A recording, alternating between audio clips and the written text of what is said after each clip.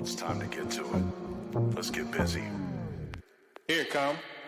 Pull up on the spot, I'm ducking another op from another block until I give him a couple shots. When I hit the spot, we pulling up, it's something hot, showing off the rocks. I'm high cheap just from the top, we can get it in though. Looking for your kinfolk, all these men in the bar, I'm wick with the pencil. Trying to smoke something, so at last, my last stash got me smoking out the window like I caught backdraft. No turning back, I'm earning scraps and learning that I've been fired with the pen like an inferno match. Send her up to the sky, thunderclouds hit me, show you the full gore with all killer instinct. Put him in a figure four, maybe he will listen more when I kick in the door.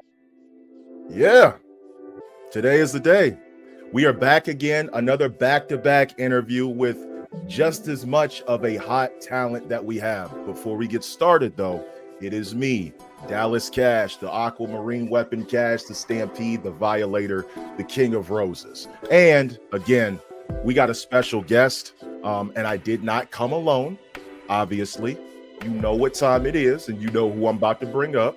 We have the one and only, the one who celebrates the Day of the Dead but is still alive, the Queen of the Roses, La Madrina.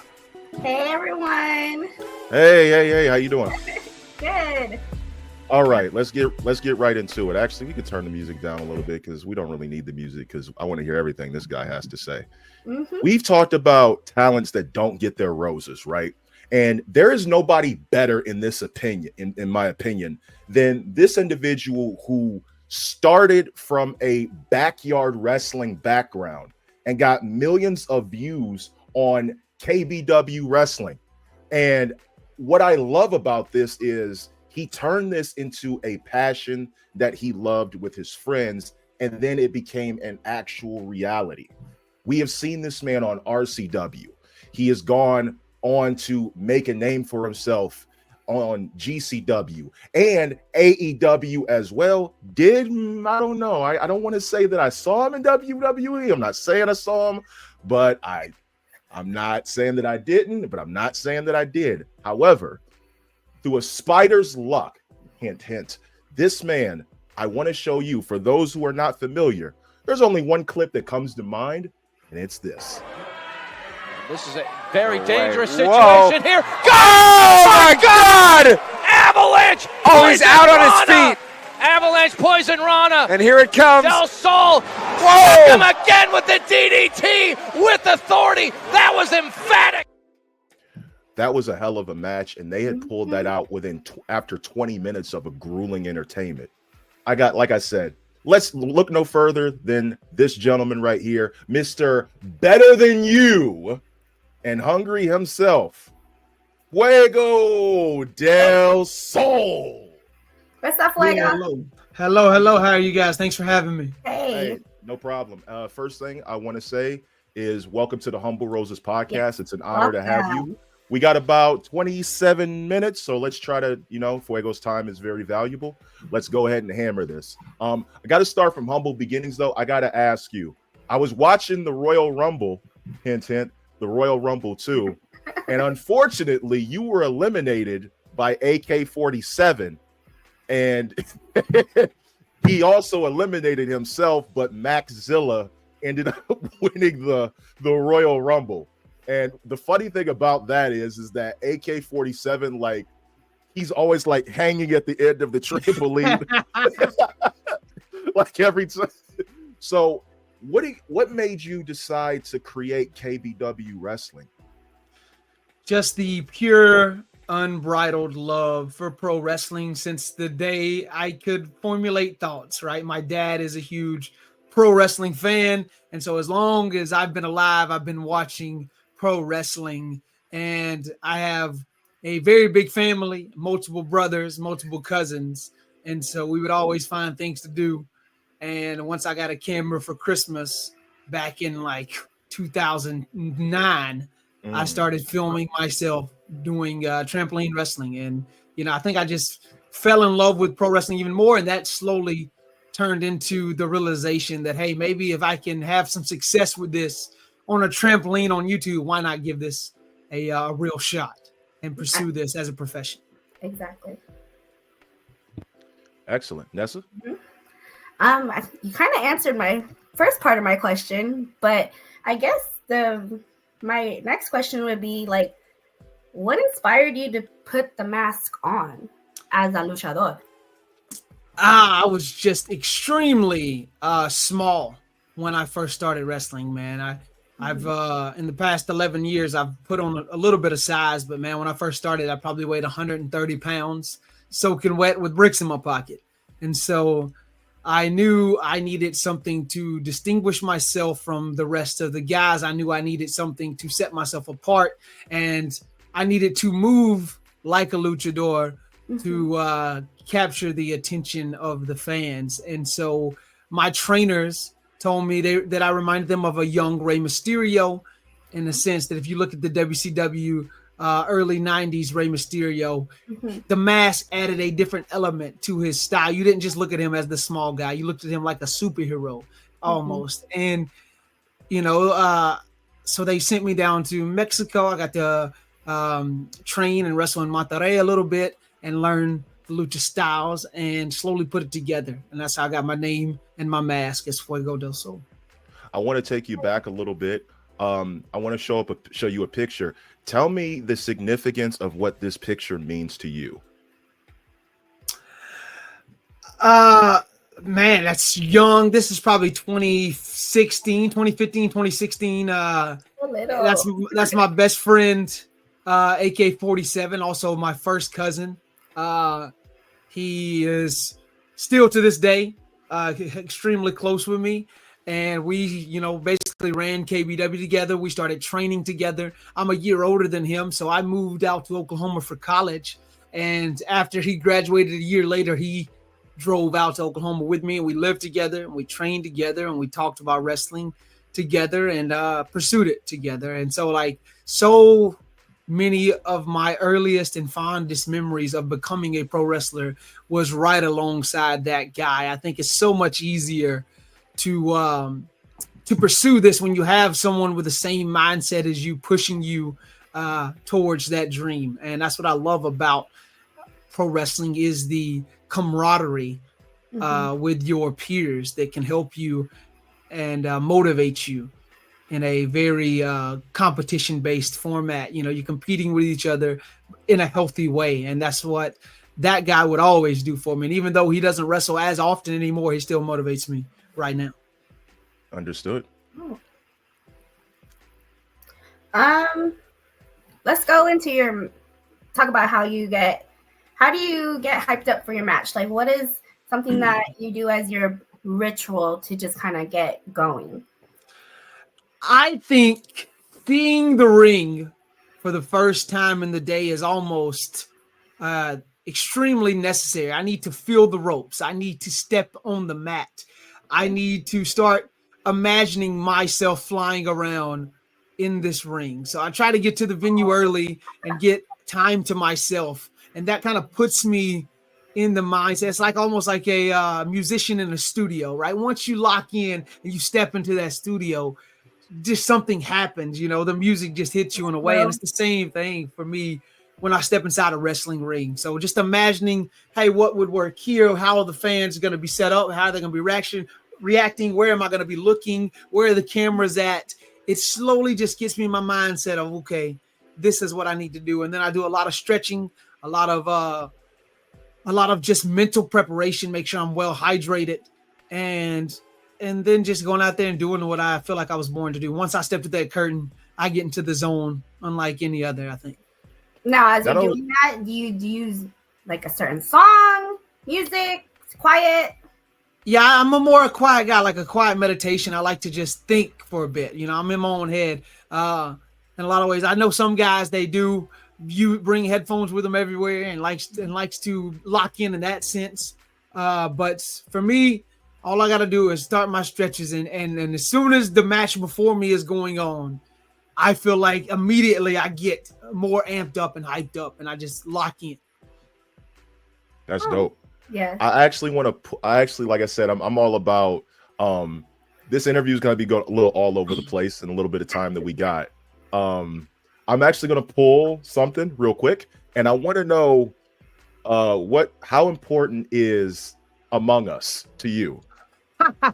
It's that's funny. It's a fun way to connect with my audience, man. I like to reward people who are hardcore Fuego del Sol fans, right? And it's not, that's going to fluctuate throughout your life. People grow and like different things and are part of different communities.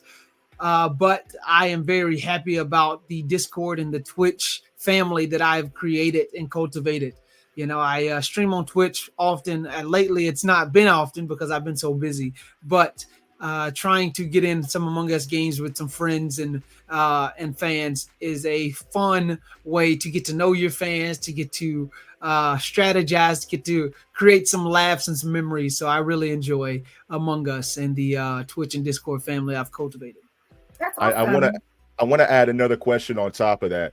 Apparently, from what I've read and what I've seen, there's this game right here that you borrowed from somebody, and you didn't really get a chance to finish it because there was a whole big hoopla about it.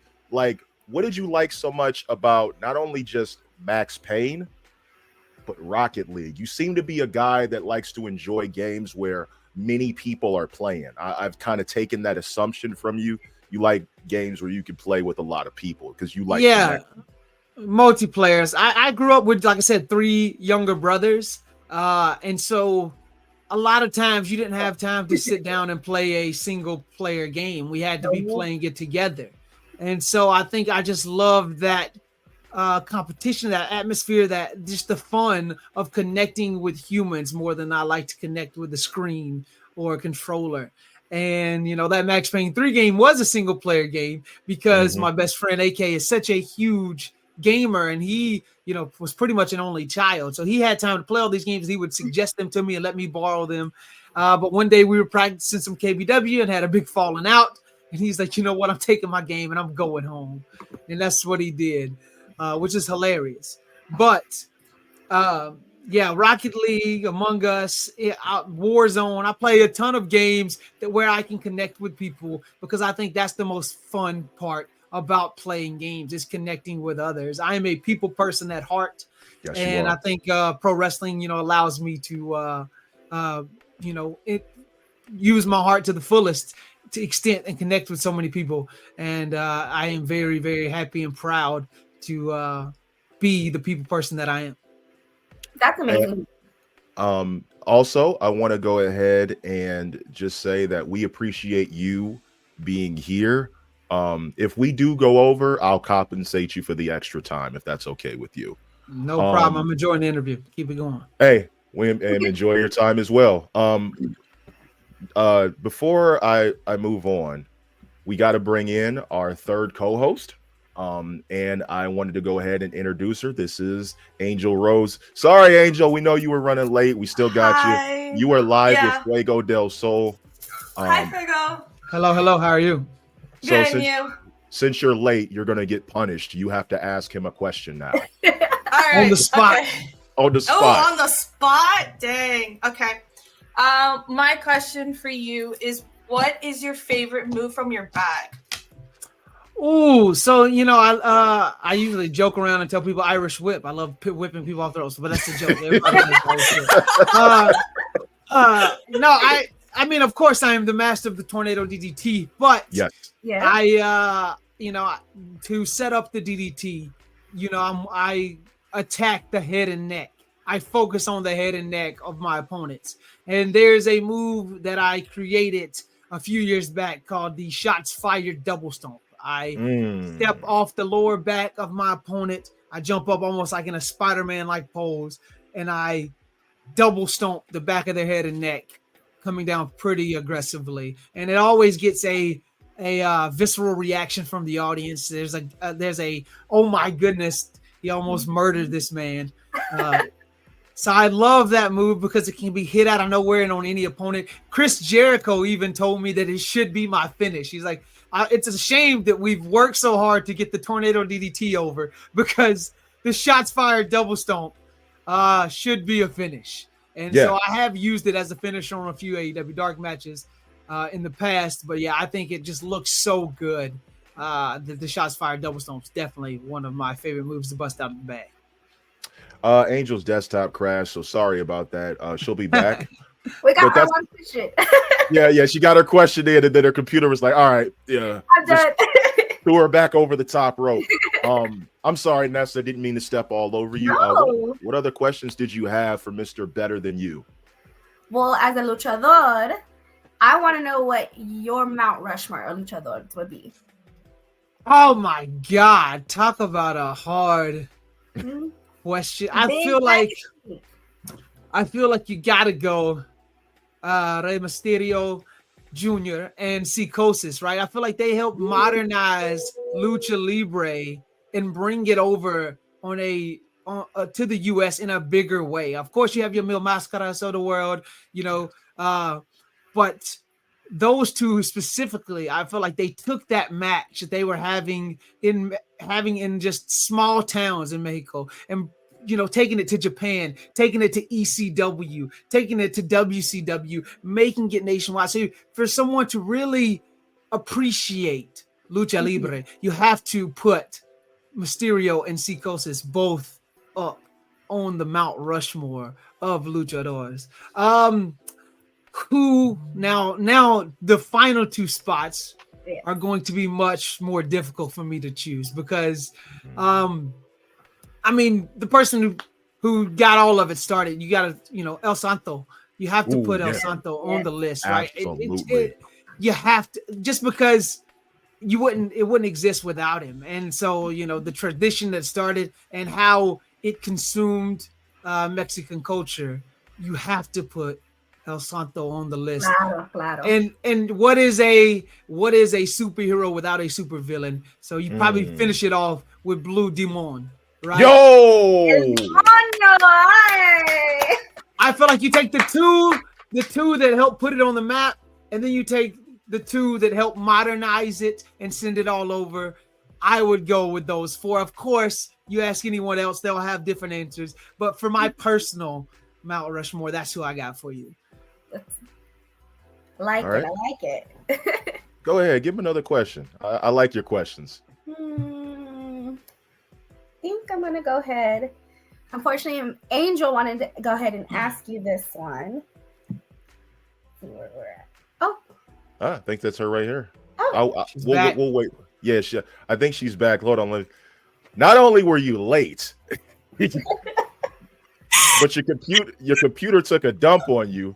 And you live on an interview. My God, we are getting cooked right now. I am so sorry. I don't even know what is going on, bro. Your computer liked my answer so much that it hit you with a shots fired double stomp. Yeah. That's exactly what happened. It's time for el fuego. The computer went into it business. crashed out so hard. Kind of like a tornado DDT. You're damn yes. right. Exactly a tornado DDT, man. Oh my goodness. I'm so sorry about that. So while you're preparing your next question, I gotta ask Fuego this question. You've talked about wrestling Ricochet, Chavo Guerrero. You were in a group chat with Sammy Guevara and Cody Rhodes, and you pretty much made your name known. But I gotta ask you this question: what is the difference between Cage and Fuego del Sol? There's so many differences, yet so many similarities. I would say the biggest difference is that I think Cage had a blind confidence that set him apart, right? Cage, as this young 17, 18-year-old kid, thought he was the best when it come to backyard wrestling, but in a lot of ways, he was a big fish in a small pond, right? And then Fuego del Sol, you enter a new landscape, a new world of pro wrestling, and you realized how many great pro wrestlers there are, how much further you have to go, that you're starting this whole journey, right? And it kind of humbled me in a way, almost overly humbled me, in a sense of I am my own biggest critic. I criticize myself and accentuate my weaknesses in a sense that it almost hinders my confidence and creates a self-doubt. And I think I've worked very hard in the past 11 years to erase those weaknesses and get better and build upon all my strengths. But I think Cage would look at me today and be like, what's going on here? You got to have more confidence within yourself. And I think I've developed that over the past year and a half because I had to refine who I am behind the mask. And I think I think there's a lot more Cage in me today than there was, 3 years ago. However, I think, you've got to see the heel side of Cage where you have never seen really the heel side of Fuego del Sol, if there even is a heel side to be had. But there's been times over the years where I had different groups of fans that know of Cage to ask for Cage back, to ask when we're going to see that side of Fuego, if there's a way to morph the two. And I don't know if there is a way to morph the two. I think they are almost two different entities fighting within me that, maybe Cage is slowly starting to win out. I don't know. We'll see what happens in the next, 6 months to a year. But I think Cage is an overconfident, smug kid with a dream, whereas Fuego is a much wiser man with his goals much clearer in front of him and what he needs to do to achieve those. Excellent. So kind of like, I don't know, kind of like the Goku to the Kakarot kind of aesthetic. Absolutely. If you're a fan of DBZ, you would absolutely make that. Oh yeah. Mm-hmm. Angel, all right, let's try this one more time. Go ahead with your question.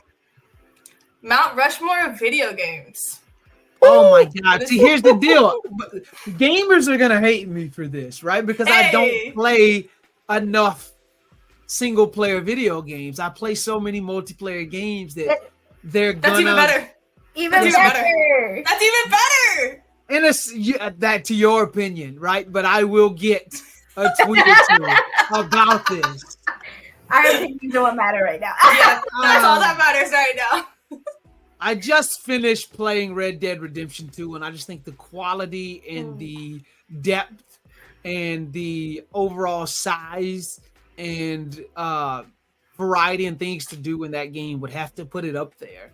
Who knows when GTA 6 comes out if it doesn't trump it all. But I would definitely put Red Dead 2 just for story. If you took away the open world aspect and literally just put the story in by itself, I think it's phenomenal. So I would definitely put it on the list. My goodness, because then you have different franchises too. Like it's almost unfair to try to whittle it down to 4 games. Oh man, Spider-Man. The Spider-Man 2018 game. I love that game so much. And again, it's partly I'm partial to superhero games. I'm partial to Spider-Man. I love, he reminds me a lot of Fuego del Sol.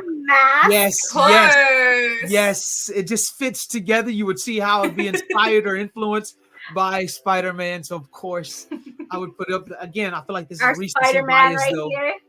Yeah. Let me go an older direction then. Let me go with an older game. I would go with...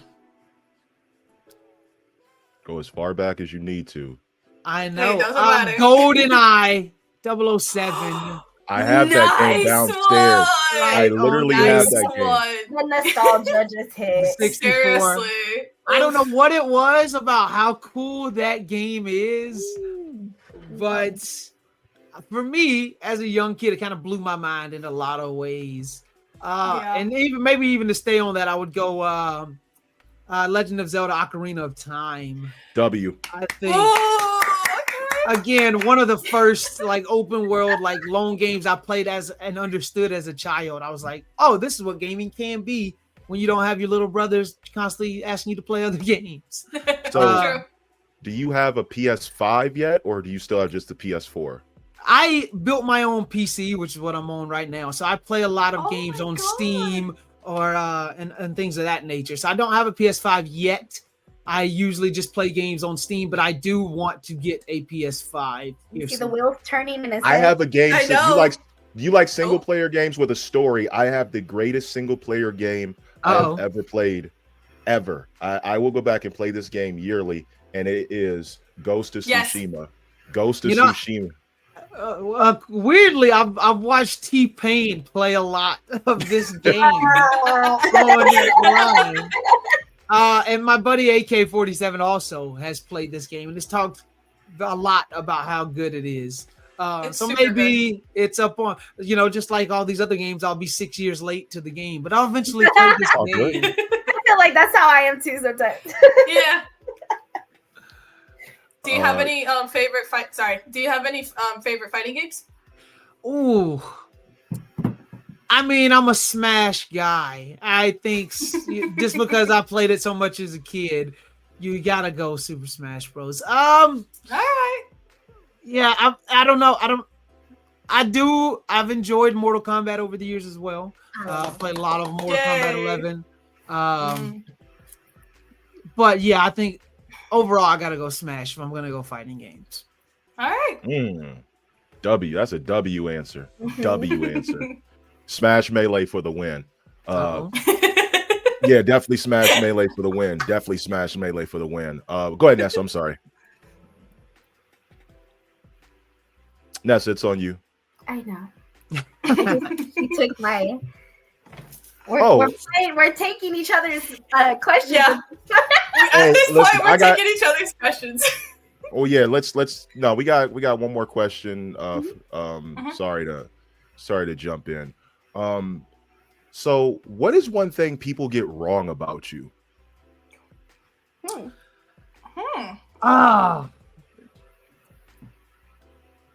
One thing that people get wrong about me.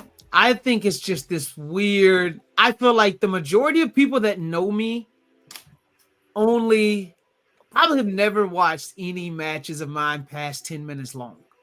That's what I would say. I would say so many people have only seen the quick AEW matches, and if you watched AEW Dark, you probably saw a little bit more, but again, a lot of those matches were less than 10 minutes. I feel like when I get a chance to go past 10 minutes and tell a longer story, I am one of the best wrestlers in the world. And I feel like people are so there's a giant section of people that know of Fuego del Sol that have truly never seen me work to the fullest of my abilities. And I wish I could show that more. Like, I put out a short video not too long ago saying that I really only had 9 matches on TV. And so people think that there's so much more that I did, but and none of those matches went past 10 minutes of the 9 that I had on TV. So I would say that when I'm given a chance to tell deeper stories, that I'm extremely good at it. And most people only know me as a comedy, goofy jobber type guy, when I got so much more depth to me. But I am very confident that I will get to show the world all of that in the future. Excellent. A couple more questions before we let them go. Nessa?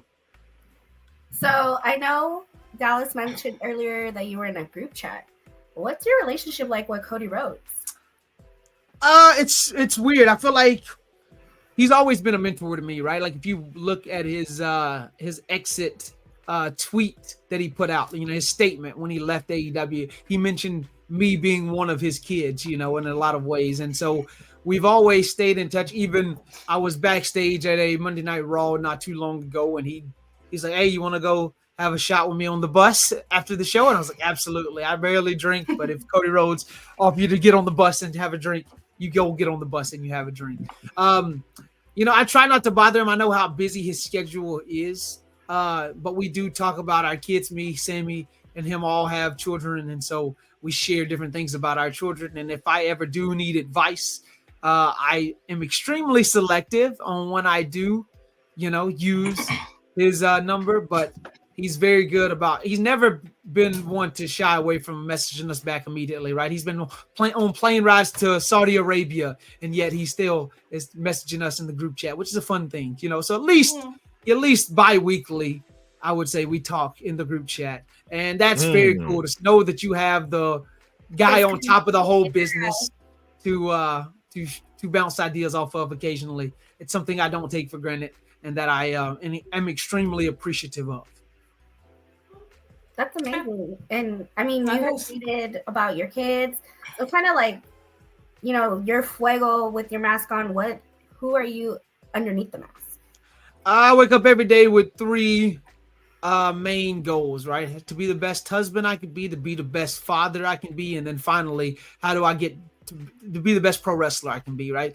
Every morning I wake up, I brush my teeth, I look in the mirror, and I say, what can I do to be a better professional wrestler today? But Ooh. that question Nice. follows is third to the other two. You know what I'm saying? So I feel like there's a perfect yin and yang balance to my life of, you know, things that keep me grounded over on one side. And then, you know, I feel like there's a duality to me where, you know, I'm gone a certain amount of days a week for wrestling, and I like to be home a certain amount of days a week. But if I'm home too long, I get annoyed and antsy. And if I'm away too long, I get annoyed and anxious as well. So there's a perfect duality to me to where, and I think my kids like it that way as well. You give them a reason to miss you, and it means more when you're home. Okay. Angel, what was your question? I see And that then- you have a lot. Huh? Go ahead. Oh, I see that you have a lot of Pop Funkos in the back there. Oh, what themes do you have? Like, what kind of brand? So do you have, like, wrestling, anime, stuff like that? wrestling, Marvel, Avatar, The Last Airbender, because I'm a huge fan of Avatar. And Let's go. I have a couple of Hamilton pops because I love the musical Hamilton. Nice. W Del Sol. Yes, and then finally my collection of Golden Girls Funkos because I love the show The Golden Girls, right? Is it your guilty pleasure? Without a doubt. That's like Absolutely. you. Absolutely. I have the Golden Girls Monopoly board. Oh, that's incredible. Oh, Yes. Oh, I have a I- backpack hanging on my All the wall way. with all the faces of the Golden Girls that I take in airports and do my travels. And it always gets flight attendants or people in the airport are like, that's an incredible backpack. And I'm like, thank you so much. I have amazing Beautiful. taste. you truly do. You truly are incredible, man. Final question before we do our theme and then let's send you on your way. Honestly, like, what do you think was the biggest bet on yourself moment that you had in your not just career, but just in your life? I think so. A lot of people don't know this, right? So I started wrestling for AEW during the pandemic as an extra. Like they would fly in a bunch of different independent wrestlers to be around the ring to cheer because they couldn't allow fans in, and to reward those wrestlers, they would give them matches and a payday out of it, right? And so, but that was really just for guys in the area that could get themselves there. So I would pretty much fly myself to Jacksonville, Florida, for every time I would go. Every 2 weeks, I would fly myself to Jacksonville, Florida. And then eventually, in 2021, they lowered the pay for extras just as a budgetary reason. So then I would fly myself to Orlando and I would get a rental car and drive to Jacksonville just because it was cheaper to do that. And in November of 2020, I was working at and I'd been working as a manager at a trampoline park for like probably over 3 years. And at some point they said, hey, every 2 weeks you have to leave. And it becomes a problem. As a manager, we need more of you. And it's really, hey, it's doing these AEW shows or it's us. What is it going to be? And I said, well, I'm going to do AEW shows. So I basically went jobless besides wrestling for AEW from November of 2020 to August of 2021, where I eventually got signed to AEW. And so for 7-month period, I was really, my full primary job was AEW and just small indie bookings, because again, it was during the pandemic time, so you could rarely wrestle on the indies. And luckily, there were people behind the scenes at AEW that they created a special pay just for me. Even though I wasn't signed, I was on like this special extra deal where I got paid a certain amount more than normal extra because I was there and I was slowly getting rewarded for my talents. But once they went back on the road, in July of 2021. I thought for sure they were going to stop using me. Once the Jacksonville days were done, I thought it was over with. And I was very upset because I feel like I'd worked so hard to gain the fanfare and the receptions that I was getting, that I was very upset that I wasn't going to get signed to AEW. Luckily, there were multiple people there fighting for me. There were people backstage that even used some of their flight miles to fly me to different places around the country to get me to those shows, to even just keep working as extra before eventually I did get signed. So, you know, when you have multiple children like I have, it is a giant risk to not have a guaranteed income or a stable job to be able to feed your children. And so it was the biggest risk I've taken not only my career, but my life. And luckily it paid off, because to this day, pro wrestling pays my bills and puts the food in the pantry. So I'm very grateful that I took that risk and bet on myself. And I believe anytime I've ever bet on myself in this life, I've succeeded, because when I set my mind to something, nobody can stop me. And that's how I feel about this right now. So go big or go home. Go big or go home. Since you're new to the show and it's your first time, we'd like to welcome you. Obviously, we've had a great conversation. What we always do at the end is we always do a segment where we give somebody their roses. So since you're here, just brace yourself. So Fuego del Sol, everything about you, from your journey from KBW Wrestling, even the 7-minute promo that you cut on KB when you were talking about the mask and you pulled the shirt and it's El Fuego, the red El Fuego shirt, when you talked about that and the likelihood that, hey, when I start this channel, when I start this Facebook page, it's Fuego del Sol, I'm all in, I'm going for it. That was a bet on yourself moment. It's almost ironic because KBW Wrestling was a premiere to the job that you had, ironically, in a trampoline park, which you used that opportunity to spring yourself to AEW. And not only did you do that, you made a giant leap to AEW, traveling everywhere. A leap of faith. That leap of faith, you had so many air miles that you racked up. You spent as much time in the air traveling as you did in the air in the ring when you would wrestle. And because of this, you are a great husband. You are a great father. You bet on yourself, not only for the sake of yourself, but for your kids and your family. And that's what it's always about at the end of the day. You are brave. You are revolutionary. You are that hero that the kids look up to. And I can't think of somebody else who embodies the exact replica of what it means to not only be a father, but a stand-up individual.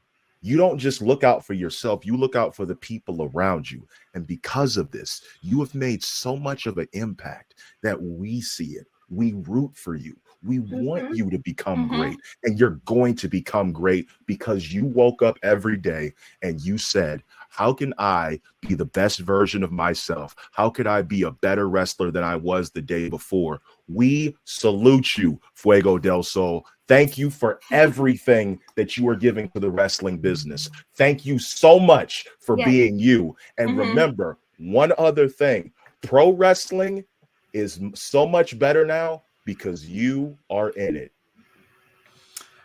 Thank you so much. So much better now because you are in it. It's incredible to have you. It's incredible to spend time with you, man.